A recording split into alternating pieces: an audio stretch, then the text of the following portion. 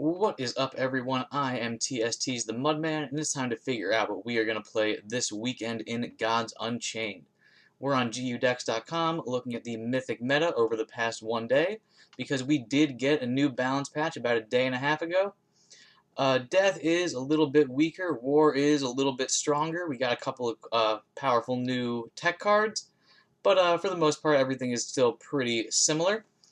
As you can see, Magic, as of the last day, is actually the most popular god. It's finally overtaken Nature.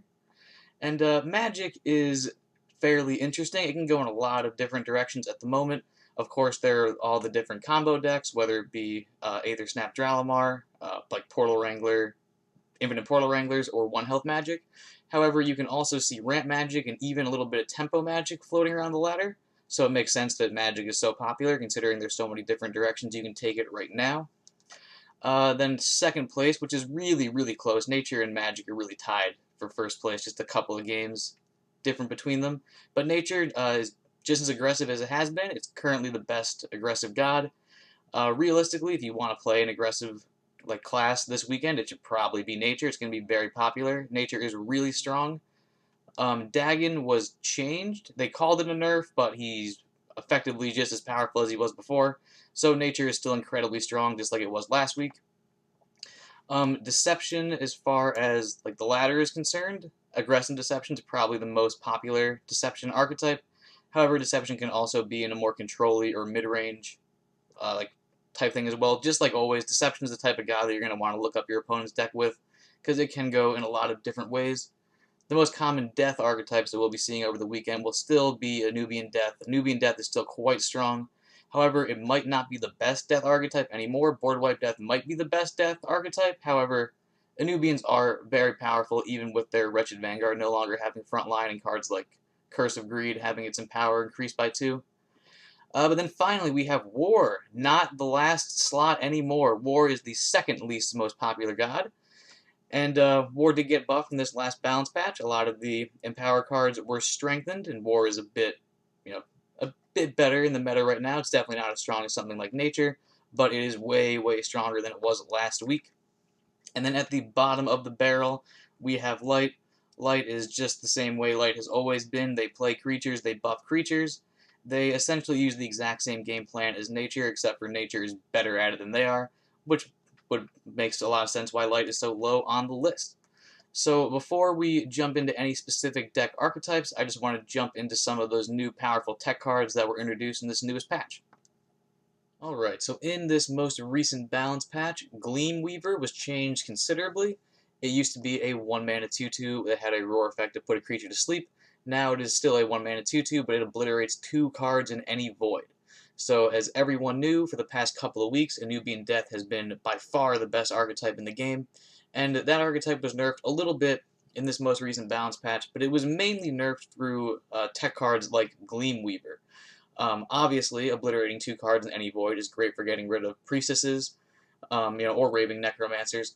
It's also good against death in general. It's really good against decks that use Canopic Hoarder, any sort of multiple afterlife synergies. Its most common use case in this current meta is definitely going to be removing priestesses and stuff like that. But I would say its most interesting interaction is probably alongside Pyramid Wardens, whether you're facing a Pyramid Warden or you have your own Pyramid Warden. If you are going to destroy an opposing Pyramid Warden, you can use Gleam Weaver to remove bad stuff from your void and make it so the Pyramid Warden only gets you back a good card. And then on the flip side, if you have a Pyramid Warden on your side of the board, you can play a Gleam Weaver to remove the stuff from your opponent's void, and then when your Pyramid Warden dies, they get nothing in return. So Gleam Weaver is a very, very interesting card. Definitely really cool with those Pyramid Warden things. Definitely great at stopping some of those oppressive Canopic Hoarder plus Siren of the Graves type of shenanigans.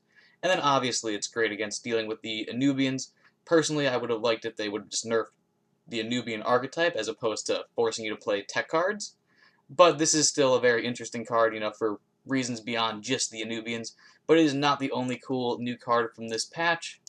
We also have Shield Maiden Scout, which is a war-specific card, but I thought it was worth noting because this is a card that can disrupt combo decks, and up until now the only card that can disrupt combos was Cutthroat Insight, so now War and Deception can both screw around with combo decks, although Shield Maiden Scout is not as good at doing it as something like Cutthroat.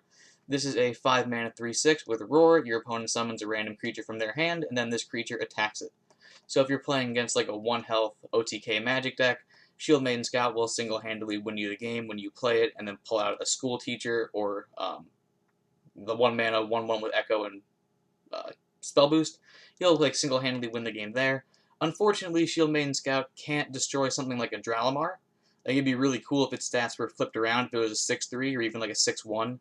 That way it could destroy like Dralamars, obviously, but also things like Demogorgon from hand. But being able to disrupt like even a little bit of combo potential is very strong. This card does single-handedly beat the Portal Wrangler decks as well as the 1 health OTKs, and it's just another way to disrupt combos, which is a cool addition to the game.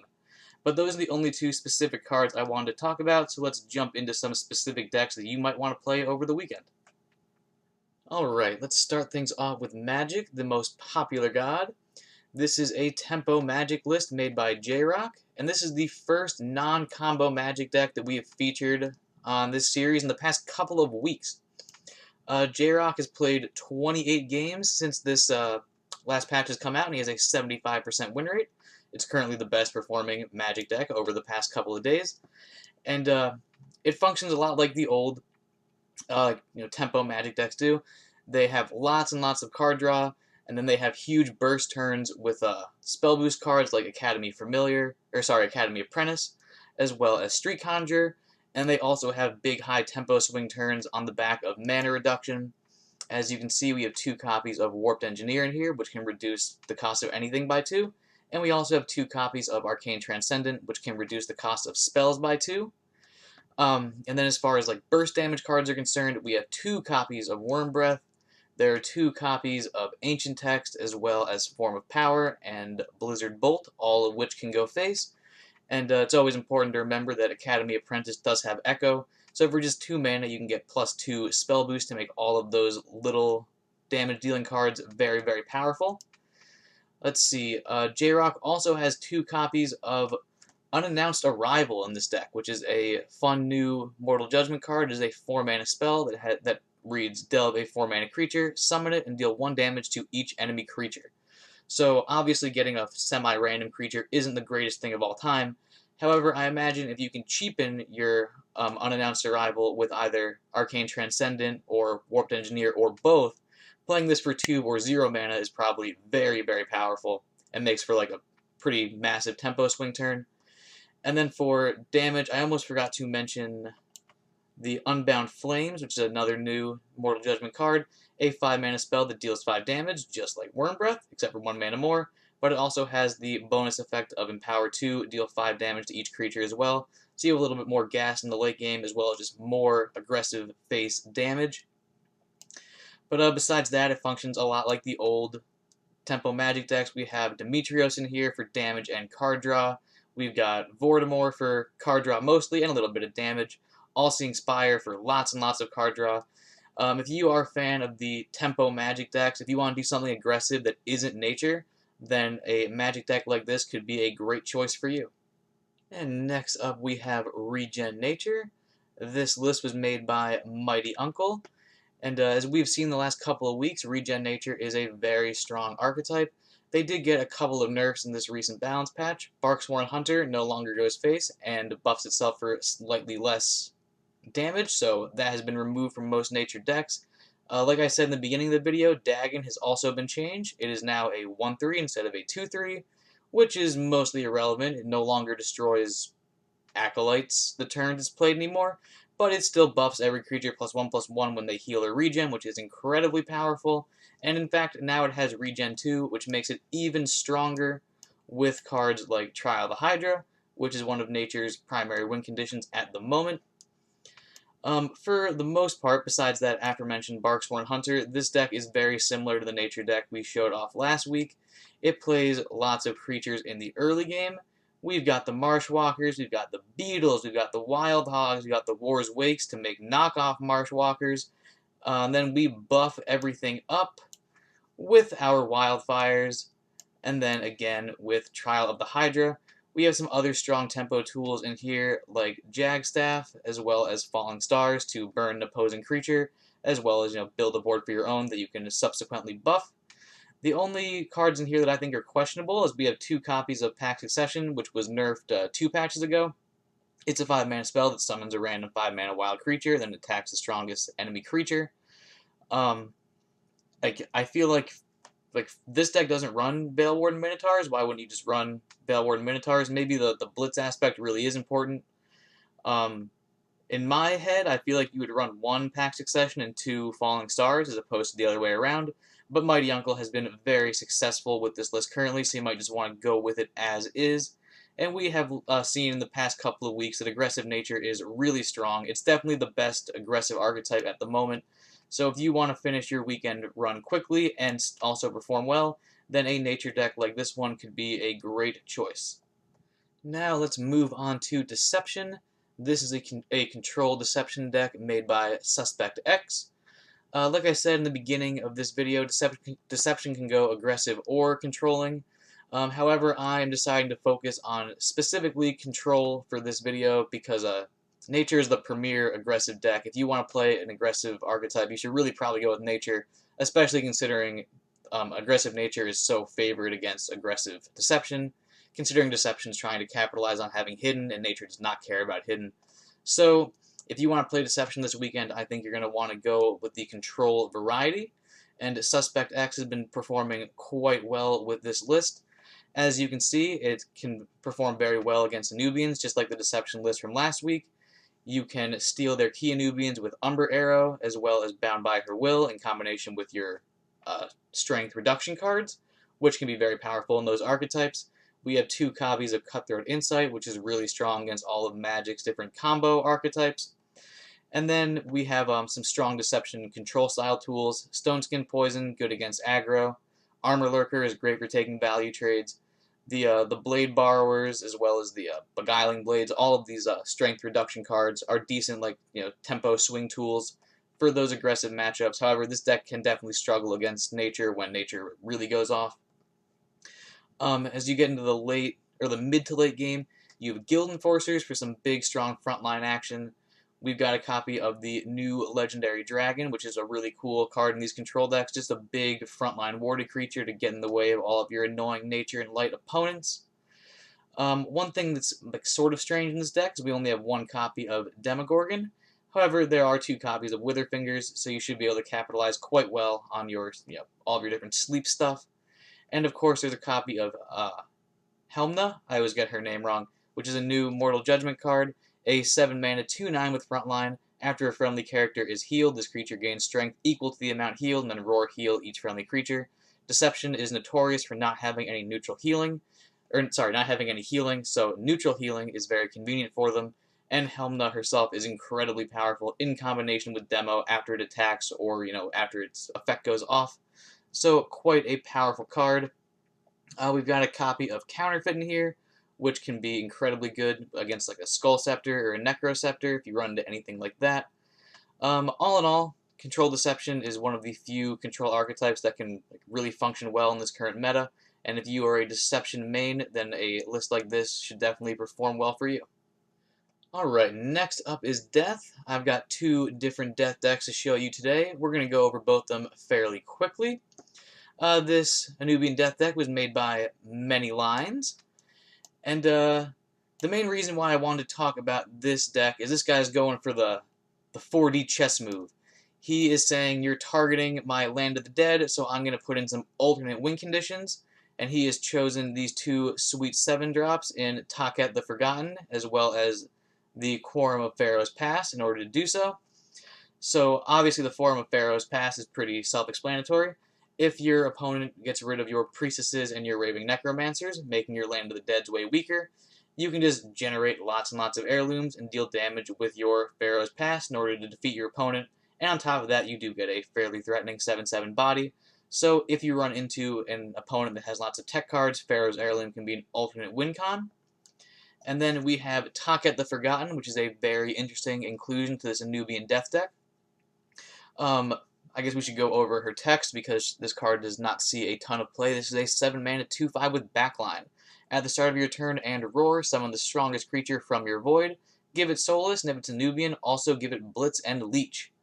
So the strongest creatures in this deck, besides of course the Quorum of Pharaoh's Past, are Neferu, which is an Anubian, as well as the Heirloom Retriever, also an Anubian. Heirloom Retriever is, a fairly strong pickup off of the Taket. The Blitz plus Deadly that it has naturally is really good for moving stuff. The Leech is decent for healing yourself. And then it has an afterlife effect of getting an Heirloom, which is very powerful for your Quorum of Pharaoh's Past. So, that's a very strong combination with the Taket the Forgotten. And then, of course, you have Neferu, which is the real heavy-hitting combo for the Taket. So you can play Neferu in the mid to early game, before you have 15 or less health. It goes to your void. Then you can bring it back with your Taket the Forgotten. It'll have Leech, so the damage it deals will also heal you, and you get to do that big AoE swing and damage deal. It's very, very powerful. So all in all, I think this is a great inclusion to the Heirloom decks. If they're going to print cards that specifically target Land of the Dead, putting in some of these alternate win cons is very smart. Also, I guess it's important to note that Many Lines is currently playing this deck, and he is currently rank 1 in the world, so if you want to copy the best, then this is the deck to copy. But then besides that, we've got this Sleep Heirloom deck made by J-Rock. It's essentially the exact same Sleep Heirloom Death deck we showed off last week. However, Curse of Greed has been nerfed. Its Empower effect now costs 2 instead of 1, so J-Rock removed that card, and he replaced them with 2 copies of Demogorgon. And studies show, adding 2 demos to God's Unchained decks usually improve their win rate. So if this deck was good last week, it should be at least similarly good because of those 2 powerful demos. That being said, this deck is incredibly susceptible to that Gleamweaver that we talked about in the beginning of this video. Not only do we have the powerful Nubians like Priestess of Taket, as well as Raving Necromancer that can be removed from the Void, but this deck also utilizes Canopic Hoarder, so you can remove his Siren of the Graves or the Burrowing Scarab or anything that this deck is trying to capitalize on with Canopic Hoarder. So this deck might be susceptible to those tech cards, especially this week. With all those tech cards being new, they're probably going to be more popular this week than they will in coming weeks. So you might want to hesitate, with a Sleep Deception or a Sleep Heirloom deck like this, at least until you see how the meta is playing out over the weekend. But we saw over the past couple of weeks this is a very strong archetype. It wasn't nerfed particularly hard, and it's really only weak against those specific tech cards. So a deck like this should be a pretty strong contender in this weekend ranked event. Alright, now let's move on to War. It's been a couple of weeks since we even mentioned War in this series, but in this last balance patch, War has received a good couple of upgrades, most notably to Mobilize as well as Unrestrained Power. And H-Pain here has made great use out of these newly buffed cards in his mid-range War list. So this deck, its primary goal is to make a very strong relic and then deal a ton of damage. Let's go over the newly buffed cards and see why this deck is so strong all of a sudden. Or actually, so strong is a strong word. Let's see why War is now playable. So Mobilize used to be 3 mana, now it is 2.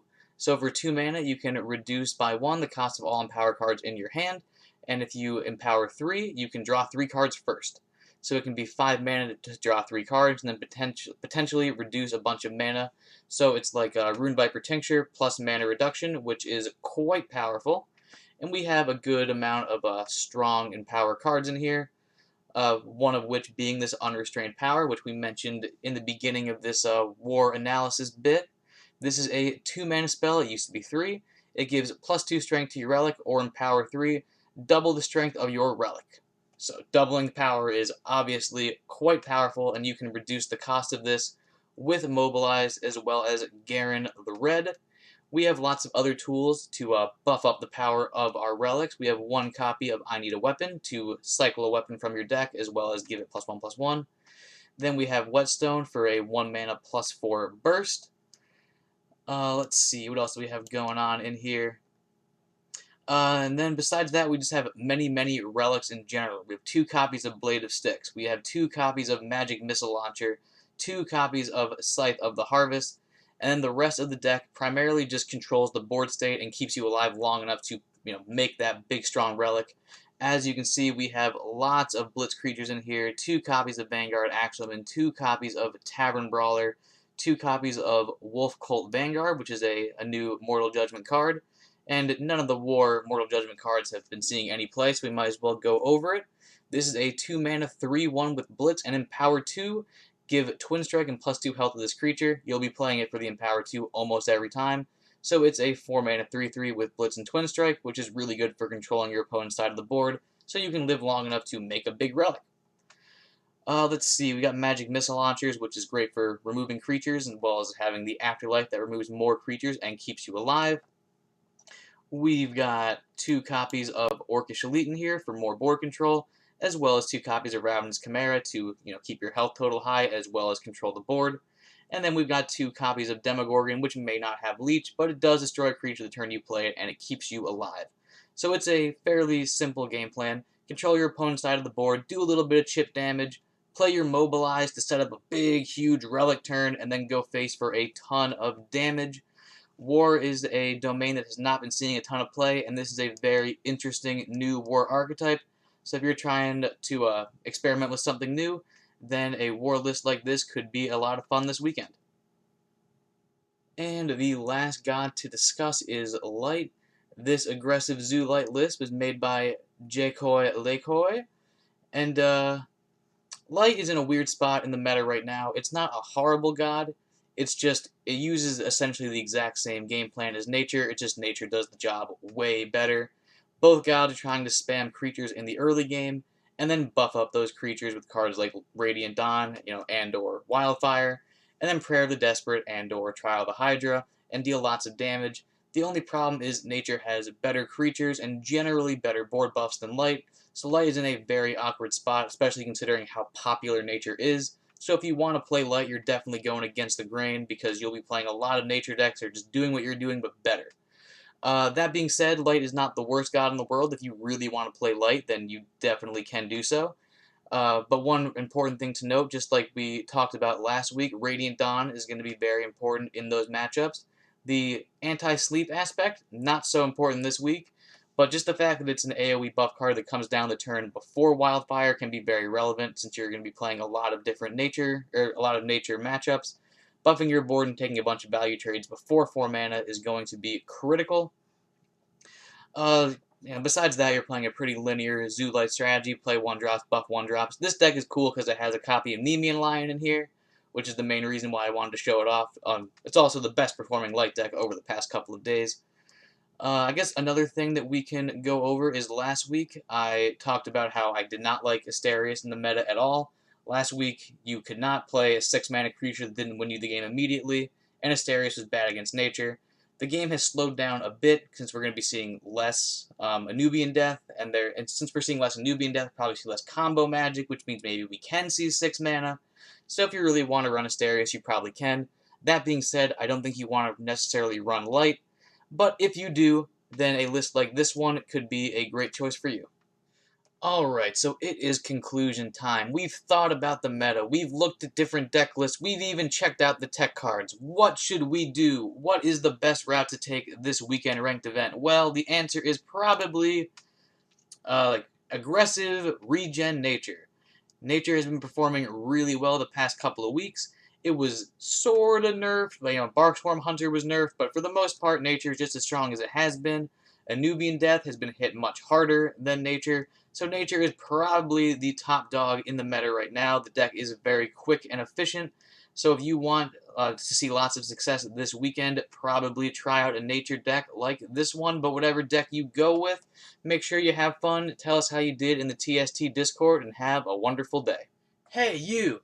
Did you know that subscribing to the TST YouTube channel will increase your win rate by 6.9%? So what are you waiting for? Subscribe to the channel and hit the bell for notifications. And while you're at it, equip Scythe of the Harvest and attack the like button directly in the face. Bye-bye!